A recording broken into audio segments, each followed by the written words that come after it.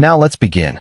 The September rain drummed against the windows of the two-bedroom apartment where Mitchell Dodd sat across from his son, watching Lonnie's fingers dance across the strings of a battered acoustic guitar. The melody was something original, haunting, and beautiful, but Mitchell knew better than to say so out loud. Not anymore. Not after 7 years of marriage. Takara Steele had taught him that any praise for his son would be met with cutting remarks from her family. "Your father called again," Kara said from the kitchen doorway, her voice tight. She'd stopped using terms like "my dad" or "my family" when addressing Mitchell directly, as if the formality created distance from the conversations she knew he dreaded. Sunday dinner. 4 o'clock. Mother expects us. Mitchell watched Lonnie's fingers still on the strings. The 23-year-old's shoulders tensed, and that familiar look of resignation crossed his face. The same expression Mitchell had seen hundreds of times over the years. It was the look of someone preparing for battle. "I have a gig Sunday night," Lonnie said quietly. "At the Blue Room. It's my first reel." "Cancel it," Kara interrupted. "You know how Mother gets when we miss family dinner." Mitchell felt the familiar anger building in his chest, but he swallowed it down.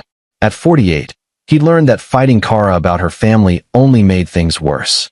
Besides, he'd been raised to believe in the sanctity of marriage, in supporting your spouse through thick and thin.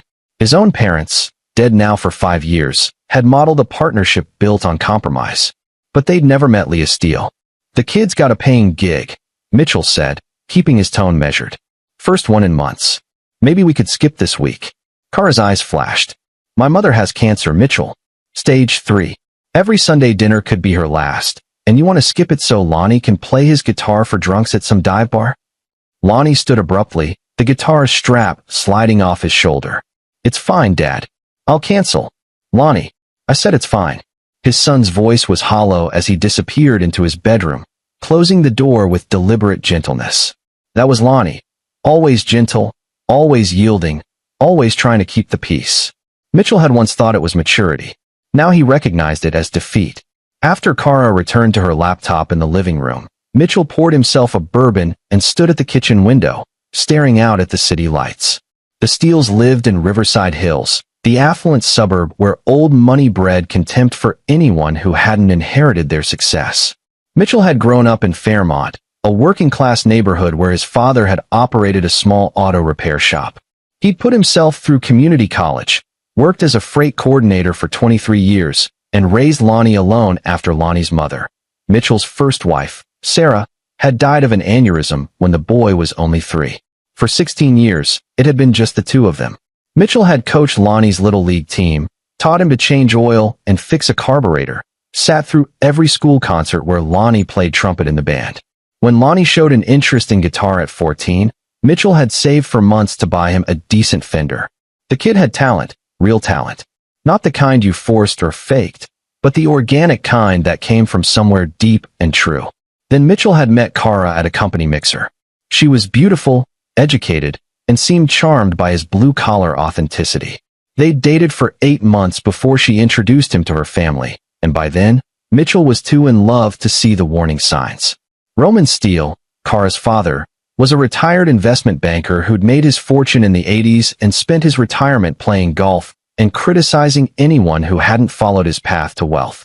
Leah Steele, Kara's mother, was a former beauty queen who'd married up and spent 40 years perfecting the art of passive-aggressive cruelty disguised as concern.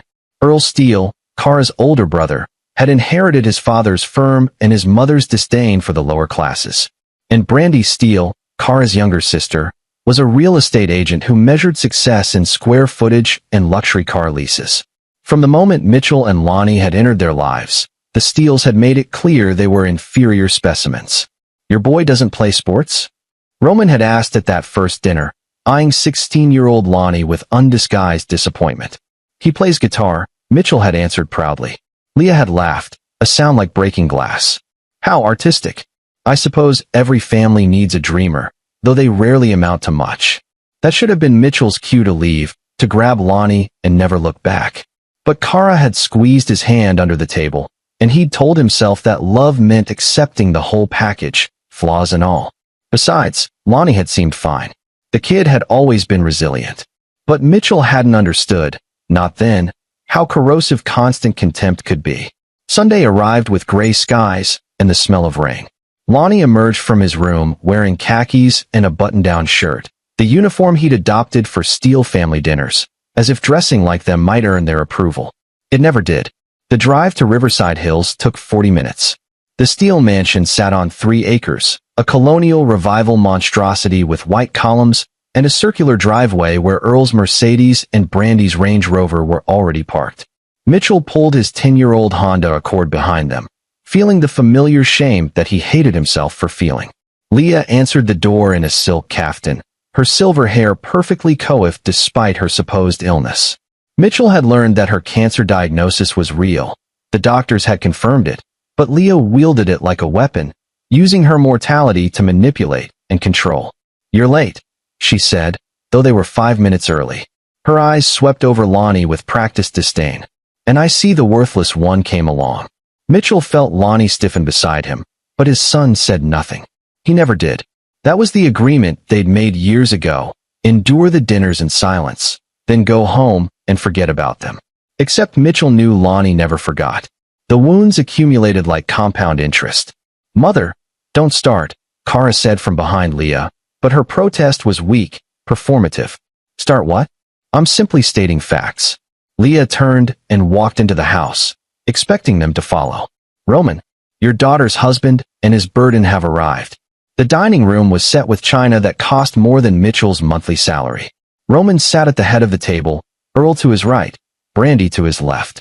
Kara took her seat beside her sister, leaving Mitchell and Lonnie to sit at the far end, closest to the kitchen, the servant's end, as Roman had once joked. Dinner began with Roman's interrogation of Earl's latest business deal, a self-congratulatory monologue that lasted through the salad course. Then Brandy detailed her recent sale of a waterfront property to a tech executive, emphasizing the 7-figure commission. Kara discussed her work as a marketing consultant for a pharmaceutical company, and Leah interjected occasionally with barbed compliments that were really insults. No one asked Mitchell about his work. No one asked Lonnie about anything. "So, worthless," Leah said during the main course, using the nickname she'd given Lonnie years ago. "Still wasting your life with that guitar?" Lonnie cut his roast beef into smaller and smaller pieces. "I play when I can." "When you can," Leah repeated mockingly, as if you have anything else demanding your time. "No job, no prospects, no ambition. You're 23 years old, and you still live with your father like a child." "He's saving money," Mitchell interjected, though they both knew Lonnie had stayed in Mitchell's apartment because he couldn't afford to leave, not on the sporadic income from weekend gigs and part-time work at a music store. "Saving money," Roman scoffed. "For what? Another guitar? Another delusion that he'll somehow become the next Bob Dylan?" He shook his head. "The boy's a disappointment, Mitchell. You should have pushed him harder. Made him into something." "He is something," Mitchell said, his voice low and dangerous. "He's talented, he's kind, he's worthless," Leah finished. "Let's not pretend otherwise. We've watched this circus for 7 years now, and nothing's changed. He strums his guitar in dive bars, makes no money, has no future. If he had any decency, he'd realize he's a burden on everyone around him." Mitchell started to stand, ready to finally tell them all to go to hell, but Lonnie's hand on his arm stopped him. When Mitchell looked at his son, he saw tears streaming silently down Lonnie's face, not from sadness, but from rage and humiliation. "It's okay, Dad," Lonnie whispered. "Let it go." But it wasn't okay. Mitchell knew it wasn't okay. And as he watched his son wipe his eyes with his napkin while the Steeles returned to their conversation as if nothing had happened, Mitchell made a promise to himself that something had to change. They left immediately after dessert, Mitchell citing work the next morning. In the car, Lonnie stared out the window in silence. When they got home, he went straight to his room without a word. Mitchell stood in the kitchen, bourbon in hand, and called his wife. "We're done with the dinners," he told Kara. "I'm not subjecting Lonnie to that anymore." "You're being dramatic," Kara said, her voice tired. "They don't mean anything by it. That's just how they are. They called our son worthless. To his face. They made him cry. Lonnie's too sensitive. He needs to toughen up." The words hit Mitchell like a punch. "Are you serious right now?" "I'm serious that my mother is dying, and I want to spend time with her while I still can. I'm serious that you married into this family, and part of that means accepting them as they are. I'm serious that maybe if Lonnie actually made something of himself, they'd respect him more. Mitchell hung up. For the first time in 7 years of marriage, he hung up on his wife. He knocked on Lonnie's door. When there was no answer, he opened it carefully. Lonnie sat on his bed, guitar in his lap, playing that same haunting melody from earlier in the week. I'm sorry, Mitchell said. Lonnie didn't look up. For what? For all of it. For marrying into that family. For subjecting you to them. For not protecting you better. Dad, stop. You didn't know. I should have known. I should have seen it sooner. And I should have ended it sooner. Lonnie's fingers stilled on the strings. What are you saying? I'm saying I'm going to divorce Kara. I should have done it years ago. For a long moment, Lonnie said nothing. Then, quietly, don't do that because of me. Don't blow up your life because of me. You're my life, Mitchell said. You're my son. And I failed you. But I'm going to fix it. Lonnie looked up then, and the expression on his face was something Mitchell had never seen before. Not hope, exactly, but something close to it. You mean that? I've never meant anything more. The next 3 weeks were a blur of tense phone calls, sleeping on the couch, and late-night conversations with Lonnie about the future. Mitchell consulted with a divorce attorney, a sharp woman named Jane Schneider who laid out his options with clinical precision. The apartment was in Mitchell's name. They had no children together. Kara made more money than he did, so there'd be no alimony. It would be clean, if painful. But then October brought cold rain and tragedy. Mitchell came home from work on a Tuesday evening to find Kara sitting at the kitchen table, her face pale. Lonnie's gone, she said. The world tilted. What do you mean, gone? He left this morning. I thought he went to work, but the music store called. He never showed up. I've been calling his phone for hours. Nothing. Mitchell tried Lonnie's cell. Straight to voicemail. He called Lonnie's friends, the few he had. No one had seen him. He checked Lonnie's room and found the bed made, the guitar gone, some clothes missing. Maybe he just needed some space, Kara suggested, but her voice was uncertain. Space from what? She didn't answer, but they both knew. By midnight, Mitchell was frantic. He filed a missing person report with the police. The officer who took the statement was sympathetic but realistic. 23-year-old male, left voluntarily, took belongings. We'll keep an eye out, but unless there's evidence of foul play. The next morning, Wednesday, 2 police officers knocked on Mitchell's door. Their faces told him everything before they spoke. Mr. Dodd, we found your son's vehicle. The words that followed were clinical, procedural. Car discovered near Harper's Bridge over the Clearwater River. Driver's door open. Personal effects inside, including a wallet and cell phone. Skid marks on the embankment. No body yet, but the current was strong, the water deep and cold. They were searching. Mitchell couldn't breathe, couldn't think. The officers kept talking, something about suicide risk factors, about outreach to counselors, about next steps, but their voices sounded like they were underwater. No, Mitchell said. No, Lonnie wouldn't. He wouldn't do that. But even as he said it, he remembered the tears streaming down his son's face at that last dinner. He remembered 7 years of accumulated cruelty, of being called worthless, of dreams deferred and spirit broken. He remembered Lonnie telling him not to divorce Kara, not to blow up his life over Lonnie. This is my fault, Mitchell whispered. The officers exchanged glances. Mr. Dodd, if your son was experiencing mental health struggles, that's not anyone's fault. You don't understand. His stepfamily, they destroyed him. Year after year, they tore him down, and I let it happen. Over the next 3 days, searchers combed the river. They found nothing. On Saturday, the police chief, a weary man named Cameron Zimmerman, delivered the news Mitchell had been dreading. We're calling off the active search, Zimmerman said. The current is too strong. If your son went into that water, his body could be miles downstream by now, or caught in debris. We'll keep monitoring, but... He trailed off, the unspoken words hanging heavy. Your son is dead. The funeral was scheduled for the following Friday, a service without a body, a memorial for a young man who'd vanished into dark water. Mitchell moved through the planning in a fog. Kara tried to help, but her family's involvement turned preparation into a nightmare. Leah insisted on overseeing the arrangements. As the matriarch of the family, it's my responsibility, she'd said, and Mitchell had been too shattered to fight. She chose the flowers, the music, the venue. A Presbyterian church the Dodd family had never attended, but the Steeles considered appropriately prestigious. The morning of the funeral, Mitchell stood in front of his bathroom mirror, struggling to knot his tie. His hands shook. He'd barely slept in a week, and when he did, he dreamed of Lonnie sinking into black water, calling for help that never came. The church was half full. Most of the attendees were Steele family friends, people who'd never met Lonnie. A handful of musicians from the Blue Room sat in the back, young men and women with tattoos and grief-stricken faces. They'd been Lonnie's real family, Mitchell realized.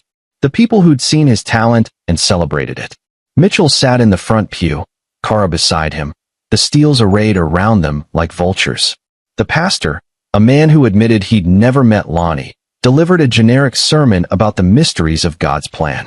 Earl gave a eulogy that painted Lonnie as a troubled soul who'd finally found peace. Brandy read a poem about angels and heaven that made Mitchell want to scream. Then Leah stood to speak. She walked to the pulpit slowly, milking the moment. Her black dress was elegant and expensive. Her makeup was perfect. She gripped the sides of the pulpit and looked out at the congregation with glistening eyes. Lonnie Dodd was a young man who struggled. She began, her voice trembling with false emotion. He struggled to find his place in the world. He struggled to meet expectations.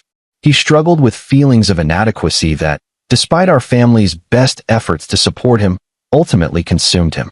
Mitchell's hands clenched into fists. We tried, Leah continued. God knows we tried. We invited him into our home, into our family. We offered him guidance, opportunities, love. But some people are too broken to be saved. Some people are, in the end. She paused, and for just a moment, her mask slipped. For just a moment, Mitchell saw something in her eyes that made his blood run cold. It was satisfaction. Too weak for this world, Leah finished. And so we commit him to God's mercy, hoping he's finally found the peace that eluded him in life. As she returned to her seat, she passed Mitchell's pew. Their eyes met, and Leah Steele smiled. It was subtle, a tiny upward quirk of her lips, gone in an instant. But Mitchell saw it. He saw the triumph in her eyes, the vindication. This was what she'd wanted all along. Not to fix Lonnie, not to help him, but to break him so completely that he'd disappear. And she'd succeeded. Mitchell sat through the rest of the service in stunned silence. At the reception afterward, held at the Steele mansion, he watched the family play their roles. Roman accepted condolences with stoic dignity. Earl and Brandy worked the room, thanking people for coming. Kara clung to her mother, tears streaming down her face. Though whether she grieved for Lonnie or for Leah's cancer, Mitchell couldn't tell. But Leah was different. She moved through the crowd with energy that belied her illness. She laughed quietly at someone's joke. She squeezed hands and accepted hugs. And when she thought no one was watching, Mitchell saw that same small smile. He left early, unable to stomach another moment. In his car, he sat in the darkness and finally let himself break. He sobbed for his son, for all the ways he'd failed him, for the 7 years of torture he'd permitted. He sobbed until his throat was raw and his eyes burned. Then he drove home to an empty apartment and bourbon that didn't dull the pain. The year that followed was a descent into hell. Mitchell filed for divorce in November, and Kara didn't fight it. The process was quick and cold, and by February, it was finalized. They divided their minimal shared assets, and Kara moved back to the Steele mansion to care for her ailing mother. Mitchell quit his job in January. He couldn't concentrate, couldn't function. He lived off savings and Lonnie's life insurance, a small policy Mitchell had maintained since Lonnie was born.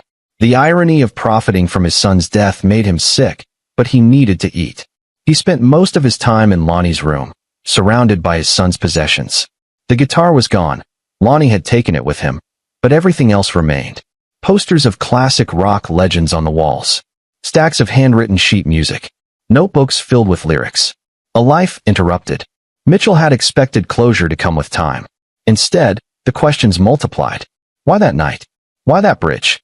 Had Lonnie planned it? Or had it been impulsive? Had he suffered? Had he thought of Mitchell in those final moments?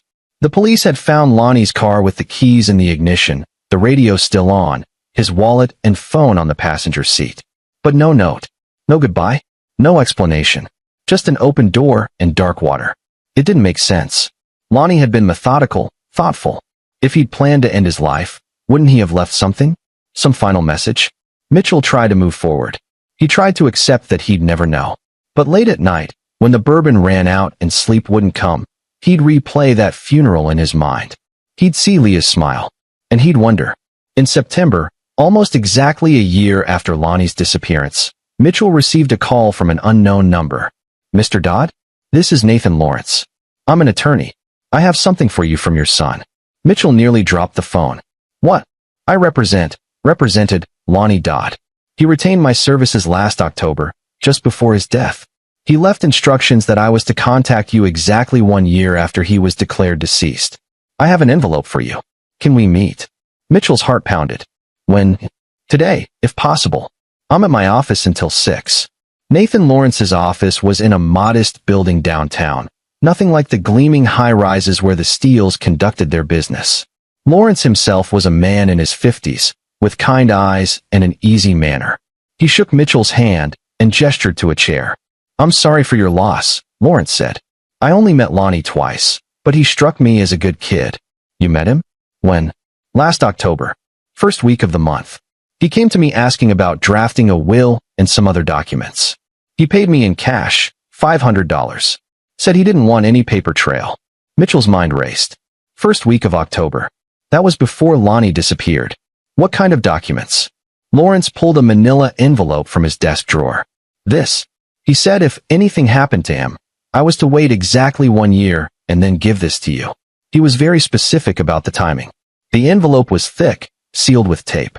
Mitchell's name was written on it in Lonnie's careful handwriting. His hand shook as he took it. "Did he say anything else?" "He said." Lawrence hesitated. "He said to tell you that none of this was your fault, that you were the only good thing in his life, and that he was sorry."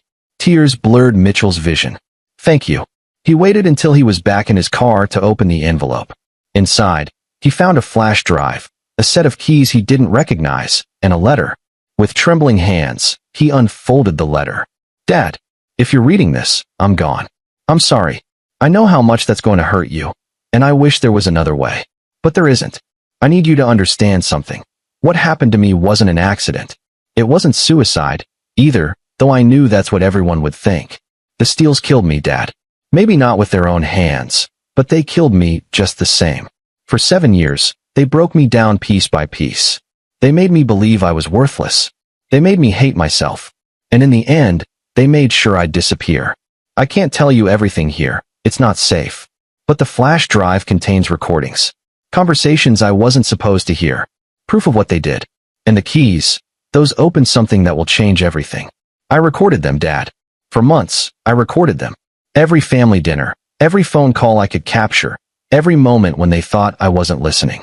And what I learned, God, what I learned would make you sick. There's a storage unit in Fairmont. 1247, Industrial Way, Unit 23. The keys open it. Inside, you'll find everything. All the evidence. All the truth. I'm sorry I couldn't be stronger. I'm sorry I couldn't fight them the way you would have. But maybe, with what I'm leaving you, you can finish what I couldn't. Make them pay, Dad. Not for me. For every person they've ever destroyed. I love you. I'm sorry. Lonnie." Mitchell read the letter 3 times. Then he plugged the flash drive into his laptop. There were dozens of audio files, dated and labeled. He clicked on the first one, dated September 15th of the previous year. It was recorded at the Steele mansion, during a family dinner Mitchell and Lonnie hadn't attended. Leah's voice came through clearly. "The worthless one wasn't here tonight. Small mercies." Earl's laugh followed. "How much longer do we have to pretend to tolerate him?" "Until Mother's estate is settled," Brandy said. "Kara's divorce wouldn't look good to the lawyers right now. We need to maintain the appearance of family unity." Roman's voice, gravelly and cold. "The boy's a drain on resources. On morale. The sooner Kara cuts ties with Mitchell, the sooner we can be rid of both of them." "I've been working on Kara," Leah said. "Subtly. Planting seeds. She's already questioning whether Mitchell is worth keeping around. Once she inherits, she'll leave him. And good riddance." Mitchell's hands clenched the steering wheel. He clicked on another file. And another. File after file revealed the Steeles' true nature. Their contempt for anyone outside their class. Their manipulation of Kara. Their deliberate cruelty toward Lonnie. But it was the last file, dated October 8th, that made Mitchell's blood turn to ice. Leah's voice. "I saw him today. Lurking around the house, trying to be invisible. The guitar was gone from his car. I think he's planning to leave." "Earl, good. Let him go. We'll all be better off. Leah, no. Not yet. If he runs away, Mitchell might blame Kara. Might fight the divorce harder. We need closure. Something definitive. A pause. Then Roman, what are you suggesting? I'm suggesting, Leah said slowly, that accidents happen. Young men with depression, feeling like failures, sometimes make terrible choices. And if they make those choices near water, well, bodies don't always surface.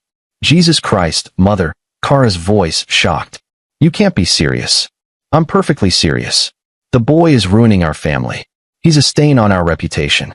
And most importantly, he's an obstacle to your inheritance and your future. We handle this carefully, and everyone benefits. You're talking about murder, Kara said, but her voice was weak. I'm talking about a problem solving itself, Leah corrected. With minimal help from us. The recording continued. They planned it together. Earl and Roman would follow Lonnie. Create a situation where his car would end up near the river, make it look like suicide. Leah would coach Kara on how to act devastated. Brandy would manage the funeral arrangements to control the narrative. And Kara agreed. Maybe not enthusiastically, but she agreed. Mitchell sat in his car, numb with horror, as the truth crashed over him. They'd killed Lonnie. His wife and her family had murdered his son. But if they'd murdered him, where was the body? The police never found it. Was it possible? He grabbed the keys from the envelope and drove to Fairmont. The storage facility was a squat concrete building surrounded by chain-link fence. Unit 23 was in the back, a 10-by-10 space with a rolling metal door. Mitchell's hands shook as he fit the key into the lock. Inside, he found a camping cot, boxes of canned food, and a duffel bag. And sitting on the cot, very much alive, was Lonnie Dodd. Father and son stared at each other for a long moment. Then Mitchell crossed the space in 3 strides and pulled Lonnie into a crushing embrace. Lonnie hugged him back, and both men wept. You're alive? Mitchell gasped. You're alive. I'm sorry, Dad. I'm so sorry. They sat on the cot, and Lonnie explained everything. He'd known the Steeles were planning something. He'd recorded their conversations for months, initially just to document their cruelty, but then the recordings had become darker. When he heard them discussing his accident, he'd made a choice. I staged it, Lonnie said. The car by the river. I made it look like I jumped. But I walked away. I've been hiding here, living off cash from selling my guitar and some gigs under a fake name. I couldn't contact you because I knew they'd be watching. If they thought I was alive, they'd try again. And they might hurt you too. Why now? Why wait a year? Because in a year, I'd legally be declared dead. Their plan would be complete. They'd think they got away with it. And because... Lonnie pulled out another envelope from the duffel bag. Because I needed time to gather more evidence. To make sure when we went after them, they'd never see it coming. Mitchell took the envelope. Inside were bank statements, wire transfers, emails, a paper trail showing that Leah Steele had been embezzling from her own cancer charity for years. That Earl's investment firm was running a Ponzi scheme. That Brandy had been involved in mortgage fraud. And that Roman had been bribing city officials for building contracts. I hired a private investigator, Lonnie said. Guy named Jeff Sampson. Ex-cop. Doesn't ask too many questions. I gave him the cash for my guitar and told him to dig into the Steeles. Turns out, they're dirty as hell. This isn't just about what they did to me, Dad. They're criminals. And now we have proof. Mitchell looked at his son, his brilliant, resourceful, very much alive son, and felt something he hadn't felt in over a year. He felt hope and rage. We're going to destroy them, Mitchell said. Lonnie smiled. A hard, cold smile that Mitchell had never seen on his gentle son's face before. That's the plan. But we have to be smart. We can't just go to the police with the murder conspiracy. They'll lawyer up, claim the recordings are fake or taken out of context. We need to hit them where it really hurts first. Over the next 3 hours, father and son crafted their strategy. They had the recordings proving the Steeles had planned murder. They had evidence of financial crimes. And they had the element of surprise. Everyone thought Lonnie was dead. First, Mitchell said, we expose their financial crimes. Anonymously. Send the evidence to the FBI, the IRS, the state attorney general. Let the investigations begin. Then, Lonnie continued, we leak the murder conspiracy to a journalist. Someone who'll investigate before publishing. We give them everything. The recordings, the timeline, the staged suicide. And finally, Mitchell finished. When they're reeling, when their world is falling apart, We reveal that you're alive. We show them that their victim survived, and he's the one bringing them down. There's one more thing, Lonnie said quietly.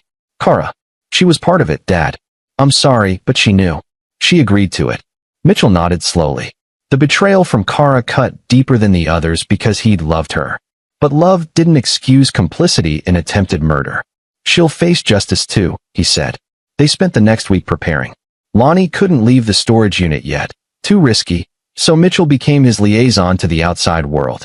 He contacted Jeff Sampson, the PI, and verified all the financial evidence. He made copies of everything. He created anonymous email accounts and started sending documentation to law enforcement agencies.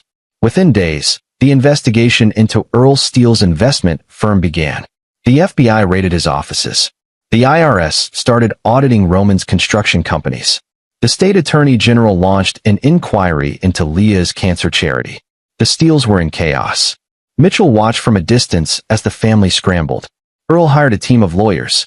Roman tried to call in favors with city officials, only to find that their relationship was now under investigation too. Leah's charity board demanded her resignation. And Kara, caught in the middle, started making frantic phone calls trying to understand how everything had gone so wrong so quickly. It's time for phase 2, Mitchell told Lonnie. He'd identified the perfect journalist, an investigative reporter named Glenn Sherman who specialized in exposing corruption among the wealthy. Sherman had a reputation for being thorough, relentless, and ethical. Mitchell sent him the recordings of the murder conspiracy along with the timeline of Lonnie's staged death. Sherman spent 2 weeks investigating. He interviewed Mitchell, who played the grieving father perfectly. He submitted FOIA requests for the police files on Lonnie's disappearance. He consulted with audio forensics experts who confirmed the recordings were genuine. He built an airtight case. The story broke on a Sunday morning, front page of the city's largest newspaper. Local family accused in plot to murder son-in-law. The article was devastating. Sherman laid out the evidence methodically. The recordings, the planned accident, the funeral where Leah had smiled. He quoted experts saying this appeared to be a clear case of conspiracy to commit murder. He included statements from Mitchell about years of abuse Lonnie had suffered at the Steeles' hands. The public reaction was immediate and furious. The Steeles' social media accounts were flooded with death threats. Protesters gathered outside the mansion in Riverside Hills. News vans camped on their lawn. And the police, who'd originally ruled Lonnie's death a suicide, reopened the case as a homicide investigation. Mitchell watched it all unfold with grim satisfaction. But he wasn't done yet. He had one more card to play. 3 weeks after the article published, with the Steeles facing criminal charges for the financial crimes and under investigation for Lonnie's murder, Mitchell arranged for a very public event. He called a press conference at the same church where Lonnie's funeral had been held. The media turned out in force, expecting Mitchell to make a statement about the ongoing investigations. Instead, he walked onto the stage with someone they weren't expecting. Lonnie Dodd, alive and well, stood before the cameras. The gasps from the assembled press were audible. Cameras flashed. Reporters shouted questions. And Mitchell let them stew for a moment before raising his hand for silence. "My name is Mitchell Dodd," he said into the microphone. "And this is my son, Lonnie. As you can see, he's not dead. But the Steele family tried very hard to make him dead." Lonnie stepped forward and told his story. He explained how he'd overheard the plot against his life. How he'd decided to fake his death to protect himself and gather evidence. How he'd spent a year in hiding while his father mourned him. He played clips of the recordings for the press. Leah's voice, discussing how accidents happen near water. Earl and Roman planning the staged suicide. Kara agreeing to the plot. "They called me worthless," Lonnie said, his voice steady and strong. "They spent 7 years trying to break me. And when I wouldn't break, they tried to kill me. But I'm still here. And I'm going to make sure they face justice for what they've done." The press conference made national news. The video of Lonnie's resurrection went viral. The Steeles, who'd already been struggling under the weight of financial investigations, now faced charges of conspiracy to commit murder, attempted murder, and fraud. And in the court of public opinion, they were already convicted. The next 6 months were a blur of legal proceedings. Earl Steele's Ponzi scheme collapsed completely, leaving dozens of investors bankrupt. He was arrested and charged with wire fraud, securities fraud, and money laundering. Unable to make bail, He sat in jail awaiting trial. Roman Steele's construction empire fell apart as the bribery investigation revealed decades of corruption. He was indicted on multiple counts of bribery, fraud, and tax evasion. His assets were frozen, and his companies went into bankruptcy. Brandy Steele lost her real estate license and was charged with mortgage fraud. She tried to flee the state, but was arrested at the airport. Her Range Rover was repossessed. Leah Steele, the matriarch who'd orchestrated so much of the cruelty, faced the harshest consequences. She was charged as the ringleader of the conspiracy to murder Lonnie. Her cancer charity was dissolved, and she was charged with embezzlement of over $2 million. The cancer she'd weaponized for sympathy proved to be real, but even that couldn't save her. She was denied bail and placed in the prison medical wing. And Kara tried to cut a deal. She claimed she'd been manipulated by her family, that she'd never really agreed to the plan, that she'd tried to stop them. But the recordings told a different story. While her charges were slightly reduced in exchange for testimony against her family, she still faced conspiracy charges. Mitchell attended every hearing, every arraignment, every bail review. He sat in the gallery and watched the Steeles, dressed in orange jumpsuits instead of designer clothes, shuffle into court in shackles. He watched them plead, beg, and finally break. Lonnie came with him sometimes, but not always. His son was rebuilding his life, slowly. He'd gotten an apartment in Fairmont, near Mitchell. He'd started playing guitar again, this time at better venues that actually paid. He was seeing a therapist to process the trauma. And he was healing. The trials took another year. In the end, justice was served. Earl Steele received 20 years in federal prison for financial fraud. Roman got 15 years for bribery and corruption. Brandy got 8 years for mortgage fraud. Kara, who testified against her family, received 5 years with a chance of parole in 3. And Leah Steele, the woman who'd smiled at her victim's funeral, received life in prison for conspiracy to commit murder, attempted murder, and embezzlement. Her cancer treatments continued in prison, but the doctors gave her less than 2 years to live.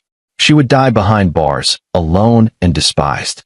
On the day of Leah's sentencing, Mitchell and Lonnie sat in the courtroom and watched the verdict delivered.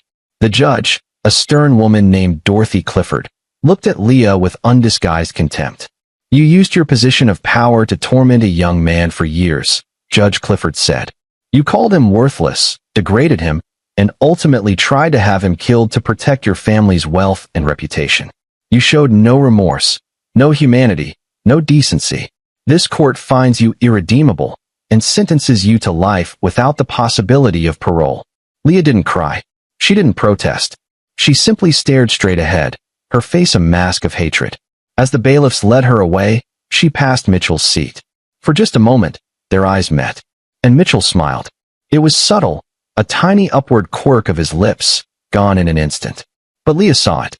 She saw the triumph in his eyes, the vindication. This was what he'd wanted all along. Not revenge for revenge's sake, but justice, accountability. And he'd succeeded. After the sentencing, Mitchell and Lonnie walked out of the courthouse into bright sunshine. Reporters shouted questions, but they ignored them. They'd said everything that needed to be said. "How do you feel?" Mitchell asked his son. Lonnie was quiet for a moment, considering. "Lighter," he finally said. "Like I can breathe for the first time in years."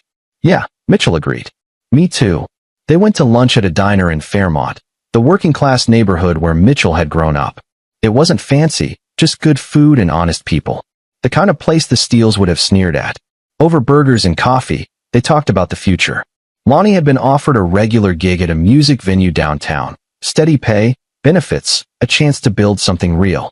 Mitchell had started working part-time at his late father's old auto repair shop, which was now run by a former employee who remembered Mitchell as a kid. "I've been thinking," Lonnie said, "about the money from the Steeles restitution. As part of the settlements, the court had ordered the Steeles to pay damages to Mitchell and Lonnie for the emotional distress, the attempted murder, and the year of hiding. It wasn't a fortune, but it was substantial. We should do something good with it," Lonnie continued. "Set up a foundation or something. Help kids who are being bullied or abused by family members. Give them resources, support, a way out." Mitchell felt a surge of pride. His son, who'd been called worthless, who'd been terrorized and nearly killed, wanted to use his suffering to help others. "That's a perfect idea," Mitchell said. We'll call it the Lonnie Dodd Foundation. No, Lonnie said with a small smile. Call it the Survivors Foundation. Because that's what we are. We survived them. 2 years later, the foundation was thriving. They'd helped dozens of young people escape abusive family situations, provided counseling and financial support, and advocated for stronger laws protecting vulnerable adults from family coercion. Lonnie was now a full-time musician, playing sold-out shows at mid-sized venues. His first album, titled Resurrected, had won critical acclaim. The title track was about his experience, the years of abuse, the fake death, the ultimate triumph. Mitchell had remarried, a kind woman named Amy Green who worked as a nurse and had never met the Steels. She and Lonnie got along wonderfully. For the first time in a decade, Mitchell's life felt whole. The Steels, meanwhile, faded from public consciousness. Earl, Roman, and Brandy sat in their respective prisons, forgotten by the society they'd once dominated. Cara was released after 3 years and moved to another state, changing her name and trying to disappear. And Leah Steele died in prison 18 months after her sentencing, alone in the medical wing. Her cancer had spread, and she'd refused treatment toward the end. Mitchell read about her death in a brief obituary that mentioned her crimes more than her life. He felt nothing. Not satisfaction, not sorrow, not relief. Just nothing. She'd been a cancer, and now the cancer was gone. On the anniversary of Lonnie's resurrection, Mitchell and his son returned to Harper's Bridge, the place where Lonnie's car had been found, where his death had been staged. They stood on the bridge looking down at the water. I used to be afraid of this place, Lonnie said. It represented everything they tried to do to me. But now, he paused. Now it just looks like a river. It's just a river, Mitchell agreed. They threw flowers into the water, not for mourning, but for release. For letting go of the past and embracing the future. For acknowledging that they'd survived, and more than that, they'd won. As they walked back to the car, Lonnie turned to his father. Thank you, he said, for never giving up on me, for believing I was worth saving, for finishing what I started. Mitchell put his arm around his son's shoulders. You were always worth it, Lonnie. Always. And anyone who couldn't see that was blind. They drove home together, to the life they'd rebuilt from the ashes of tragedy. It wasn't perfect. They still had scars, still had nightmares sometimes. But it was theirs, earned through survival and strength and the unbreakable bond between father and son. The Steels had called Lonnie worthless. They'd tried to erase him from existence. But in the end, it was the Steels who'd been erased. And Mitchell and Lonnie Dodd, the two men they'd underestimated, stood victorious. They'd proven something the Steels never understood. Worth isn't measured in money or status or pedigree. It's measured in resilience, in character, in the courage to fight back against those who try to destroy you. And by that measure, Mitchell and Lonnie Dodd were priceless. This is where our story comes to an end. Share your thoughts in the comments section. Thanks for your time. If you enjoy this story, please subscribe to this channel. Click on the video you see on the screen, and I will see you there.